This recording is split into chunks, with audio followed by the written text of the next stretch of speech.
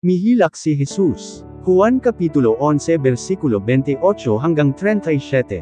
Human mosulti si Marta ni ini, mibalik siya sa ilang balay ug gitawag niya ang iyang igsuon nga si Maria ug gihunghungan, aniya na ang magtutudlo ug gipatawag kanya. Pagkadungog ni adto ni Maria, mitindog siya ug midali paggawas ug miadto kang Hesus.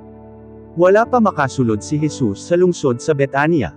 Didto pa lang siya sa dapit diin siya gitagbo ni Marta. Pagkakita sa mga Hudyo nga nakigduyog sa kasob-anan ni Maria nga mitindog siya og midali paggawas, gisunod nila siya, kay gipakaingon nilag moadto siya sa gilubngan aron mohilak didto. Pag-abot ni Maria didto kang Jesus, miluhod siya og mingon, Ginoo, kon dinhi ka pa lang, walaon ka mamatay ang akong igsuon.